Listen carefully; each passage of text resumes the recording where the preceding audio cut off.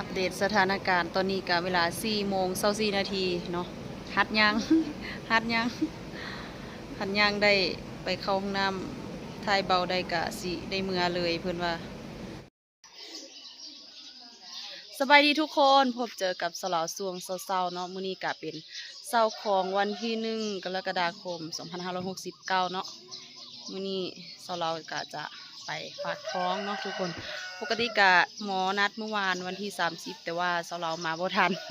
ไปบ่ทันเนาะเขาเจ้าปิดคลินิกก่อนมื้อนี้ก็เลยไปมื้อนี้เนาะทุกคนแล้วก็จะพาปู่เนาะทุกคนพาปู่ไปหาหมอนำเพราะว่าหมอกะนัดปู่ไปผ่าตัดคือกันมื้อนี้เนาะผ่าตัดอีหยังนะเดี๋ยวสลาวคอยอัปเดตให้เบิ่งอีกรอบนึงตอนนี้ก็เวลา6 โมงเนาะ6 โมงตรง6 โมงเช้าเลยก็จะพาขี่รถนี้ไปน้ำกัน4-5 คนนี่แหละพ่อแม่แล้วก็สลาวบอกกุ้งกะไปส่งงานอยู่นครพนมคนเดียวเนาะเมื่อคืนนี้ก็ฝนตกว่าสันตกแห้งตอน4 ทุ่มกว่าตอนนี้เขาเจ้าก็มาประชุมกันอยู่ศาลาประชาคมเนาะมาเจาะเลือดเจาะน้ำตาลนี่แหละตรวจเลือดในน้ำตาลเนาะตรวจน้ำตาลในเลือด ตรวจเลือดในน้ำตาลตรวจน้ำตาลในเลือดเนาะทุกคนเดี๋ยวเป็นจังไดเดี๋ยวสลาวค่อยอัปเดตให้เบิ่งอีกรอบนึงเด้อตอนนี้กำลังจะออกเดินทางกำลังสตาร์ทรถฮะ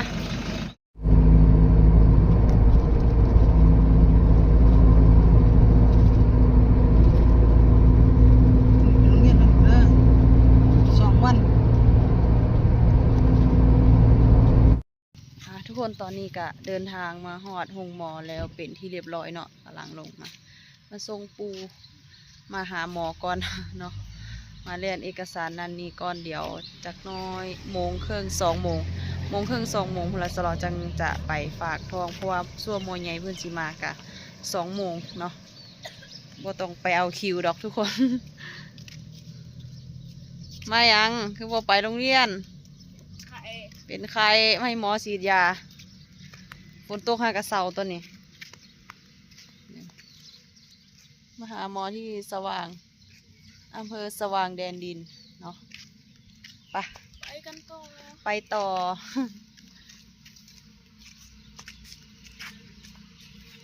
ทุกคนตอนนี้กะสลอกะมาหาหมอเนาะทุกคนเพราะว่าปูเราอยู่โรงพยาบาลพุ่นละเราบริพาง่ายบริพาตัดง่ายเนาะเพื่อนนัดพา3 โมงถึง4 โมงเนาะ3-4 โมงเช้าเนาะทุกคนสลอกก็เลยมาหาหมอก่อนเพราะว่าสลอกมาตรวจคันเนาะมาฝากทองเนาะทุกคนตอนนี้สลอกก็มาฮอดแล้วแหละขี่รถจักร รถจักรมากับเพราะว่าเบากุ้งเราก็ไปเฮ็ดงานเนาะได้ไปคนเดียวมื้อนี้ไปส่งข้าวอยู่นครพนมแล้วก็จะเก็บข้าวเนาะตักข้าวอยู่ที่สกลนครกลับคืนมาเนาะตอนนี้ก็เวลา7:33 นาทีเนาะถ้าหมอใหญ่มากะ2 โมงพุ่นแหละทุกคนแดดกระซ่องบัดนี้โอ้ยฝากทองแล้วจังสิขี่รถจักรนี่แหละกลับคืนไปหาปูกะพา3-4 โมงเช้าเนาะตอนนี้เรากำลังนอนใส่น้ำเกลืออยู่เนาะปูกะมาพาเราเป็นไส้เลื่อนเนาะทุกคน ไส้เลื่อนโรคไส้เลื่อนนี่อย่างประมาณนี้แหละ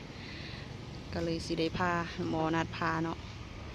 เดี๋ยวสลอไปนั่งท่าหมอใหญ่อยู่ข้างในก่อนเพราะว่ามูก็หลายข้าเจ้ากลับมาแล้วเนาะน้ำหนัก278 กรัมนะคะอยู่ในเกณฑ์ปกติเพศชายเนาะค่ะ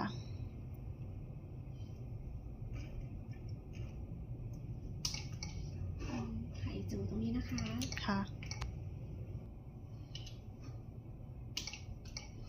ตาจมูกริมฝีปากปกติค่ะค่ะกระดูกสันหลังปกติหัวใจเห็นเป็น4 ห้องไม่โตนะคะกระเพาะอาหารกระเพาะปัสสาวะปกติค่ะค่ะ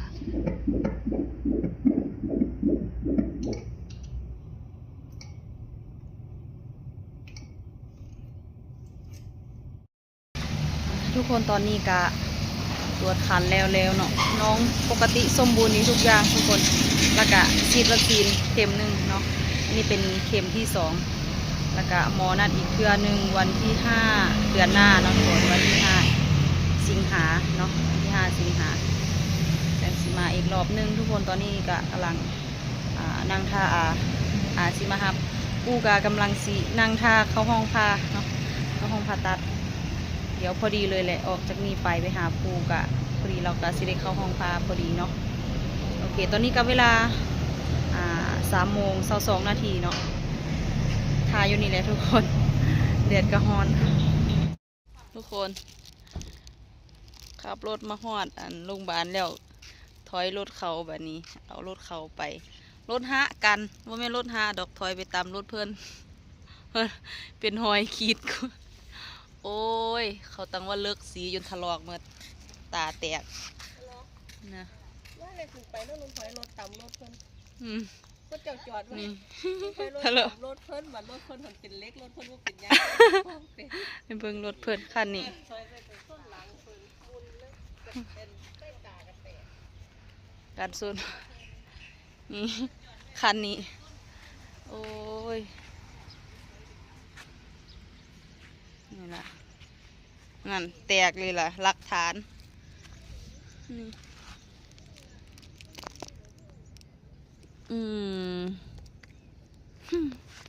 นี่ฮะตำไส้นี่แล้วของเพิ่นนะเบิ่งสีตกเหี้ยผักๆโอ้ย ปูกะเข้าห้องผ่าตัดไปแล้วเรียบร้อยกำลังสิพากันขึ้นไปบัดนี้ถอยรถไปตามเพิ่น หาแนวเสียใครอยู่มีประกันหันบ่มีประกันนี่แล้ว โอ้ยขาวโมเมนต์มันสิออกตัวนี้บ่น้อนี่95นี่บ่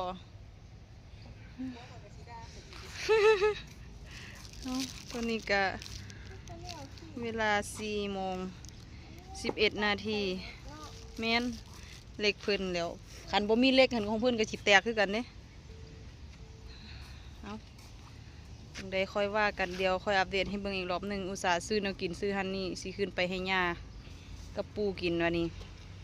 พ่อแม่กินผัดบดหอดซ้ำเกิดเหตุด่วนเหตุร้ายก่อนทุกคนกำลังย่างขึ้นไปหายากับปู่เราขึ้นไปบ่ได้แล้วเราท่าประกันอยู่นี่เนาะท่าประกันท่าเจ้าของรถเขาเจ้ามาคู่กรณีเนาะสลอดก็เลยสิขึ้นไปเบิ่งปู่เจ้าเขาเพราะว่าปู่เข้าห้องผ่าตัดปานนี้ยังบ่ทันได้ออกมาอยู่เนาะยาอยู่คนเดียวก็เลยสิก็อยู่เป็นหมู่ยาสักก่อนเนาะตอนนี้ก็เวลา4:35 นาทีเดี๋ยวสลอดอัปเดตให้เบิ่งอีกรอบนึงเด้อทุกคนตอนนี้สลอดก็ย่างขึ้นมาหายาแล้วเนาะมาฮอดหน้าห้องผ่าตัดแล้วเป็นที่เรียบร้อยตัวนี้ปูก็บ่ทันได้พาเถื่อเนาะยังทา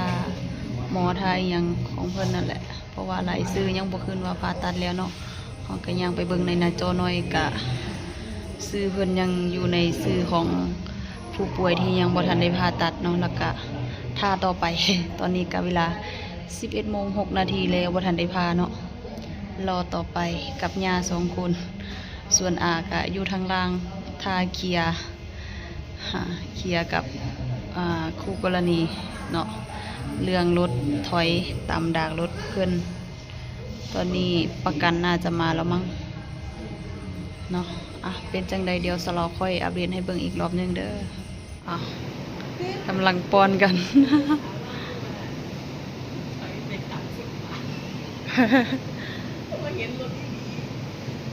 กินข้าวเที่ยงตอนเช้าข้าวเช้าตอนเที่ยง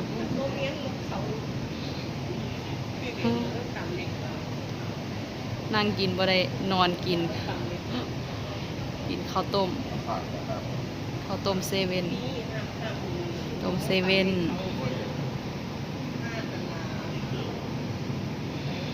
ตอนนี้ก็เที่ยง39 นาที